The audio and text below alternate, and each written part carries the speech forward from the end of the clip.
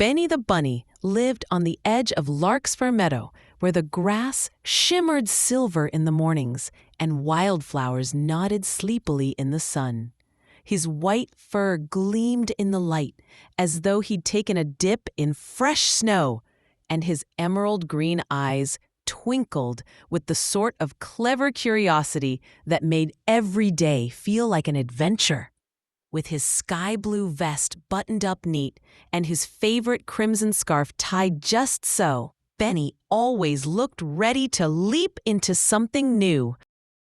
One cheerful dawn, Benny bounced out of his burrow, feeling the soft, dewy earth under his pink-padded paws. He paused to smooth his immaculate coat and, with a delighted nose wiggle, set off toward the forest at the meadow's far side. His snowy tail bobbed merrily behind him, and his one gently bent ear perked at every birdsong and breeze. As Benny hopped along, soaking up the honey-gold sunlight and the sweet scent of lilacs, he heard a gentle rustle by a thicket of ferns. Startled but curious, Benny peeked underneath a frond, his scarf fluttering. There, with bright orange fur and pale freckles on her nose, crouched a small fox. Her bushy tail quivered, and her golden eyes watched him warily, half hidden behind her paws.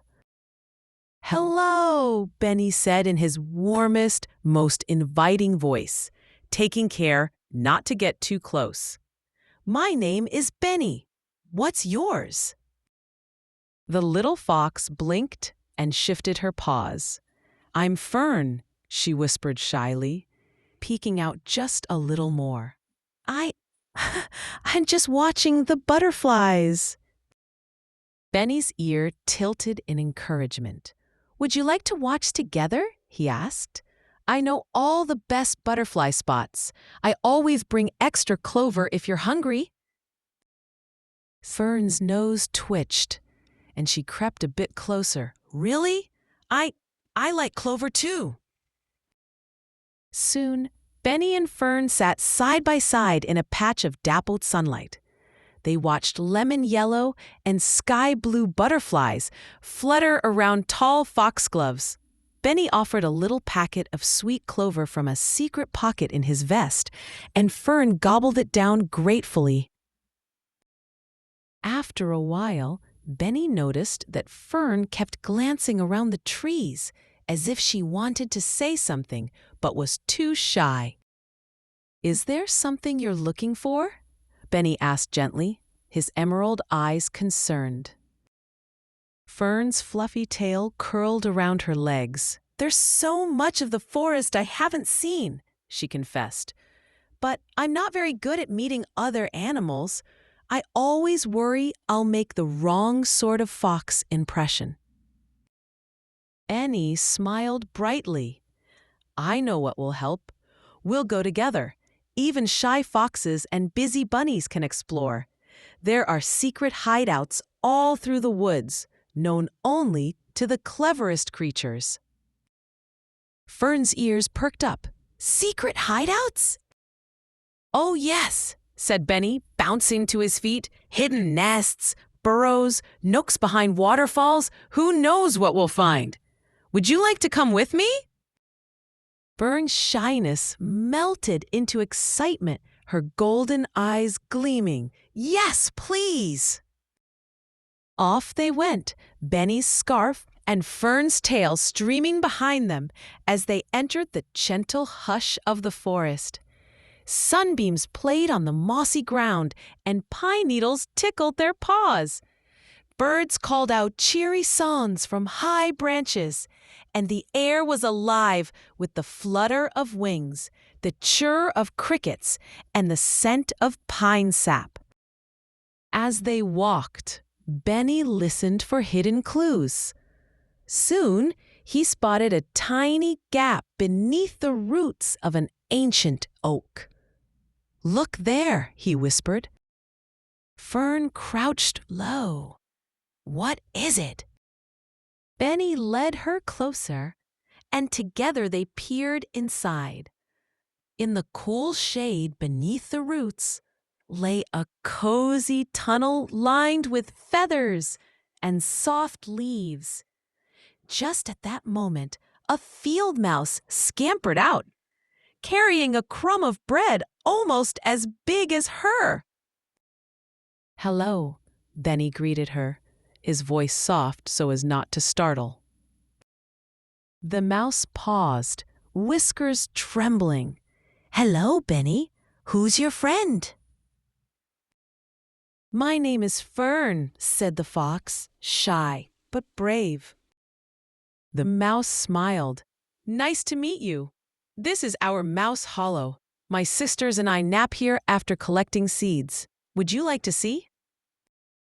Benny and Fern squeezed inside for a peek. The tiny den was filled with smooth stones and berries, and the mice chattered and shared stories about adventurous beetles and sleepy worms. Back in the open air, Benny grinned at Fern. "See, friendships can grow in the most surprising places." Fern nodded, feeling her shyness fading just a little. "Thank you for being so brave for both of us." They ventured further, following a winding path over a babbling brook. Benny kicked up glittery spray, and Fern leapt from rock to rock, her paws barely making a sound. Soon they heard giggling above them.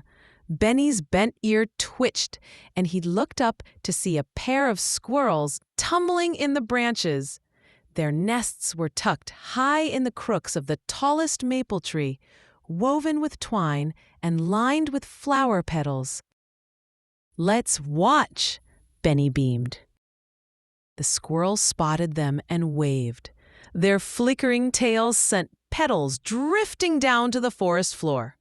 Fern sneezed when one landed on her nose, and the squirrels snickered kindly. Fern giggled. "I never thought I'd have a squirrel laughing with me, not at me," she said in wonder. "Forest friends laugh together," Benny replied. "Would you like to join us for hide and seek in the tree roots?" called the squirrel, whose name was Pip. "We can show you our best hiding spots."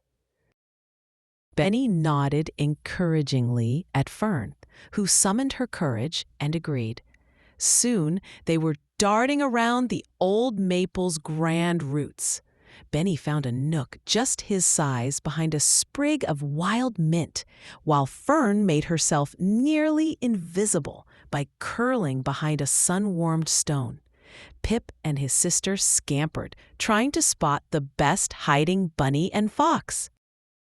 After a few rounds of giggles, they all sprawled out together and shared a snack of acorn biscuits for the squirrels and crunchy root chips for Benny and Fern from another of Benny's vest pockets. With new confidence, Fern led Benny further into the forest. She pointed out a hollow log where she'd seen glowing mushrooms and showed Benny a secret puddle that reflected the sky like a shining blue mirror. Benny, in turn, revealed a hidden entrance behind a screen of flowering vines where crickets held their evening concerts. Their last stop brought them to a curtain of ivy behind which a gentle waterfall tumbled into a sparkling pool. Mist hugged the air, cool and soft, and dragonflies danced in the afternoon sunlight. Benny found a flat stone and invited Fern to sit beside him. "This is my favorite hideout," Benny revealed softly. "Here, the world is quiet and beautiful, and it feels like anything is possible." Fern pressed her nose to Benny's scarf. "I'm glad I came with you. I never would have seen any of this on my own." Benny smiled. "And I'm glad you're my friend. It's much more fun to explore together. Sometimes, being brave just means giving someone new a chance." They sat in companionable silence for a while, listening to the waterfall sing and watching the sunlight paint rainbows in the mist. When the forest's golden afternoon began to slip into soft pink twilight, Benny and Fern turned back toward the meadow. The journey home felt different now. Each path and pebble seemed filled with new meaning, because now they saw the forest not as a series of secret places, but as a world full of friends. As they emerged from the trees, Benny's scarf and Fern's tail fluttered side by side in the evening breeze. The meadow glowed warm and inviting, and the scents of jasmine and clover danced on the air. "Will we explore again tomorrow?" Fern asked hopefully. Benny gave a jaunty hop, his emerald eyes shining. "Absolutely! Who knows what adventures we'll find next? And we can invite more friends. After all, the forest still holds many hideouts, and kindness, like a good secret, is best when shared." Fern stretched her legs, gave a happy wink, and together they scampered off beneath the golden sky, their laughter chiming with the music of the world around them. For Benny the bunny and Fern the fox, every day from then on was a new adventure, one filled with discovery, friendship, and the courage to let the world see who you really are. And in the heart of the forest, between the mouse tunnels, the squirrel nests, and the sparkling waterfall, a brand new friendship shone as bright as Benny's snowy coat and as warm as his favorite crimson scarf.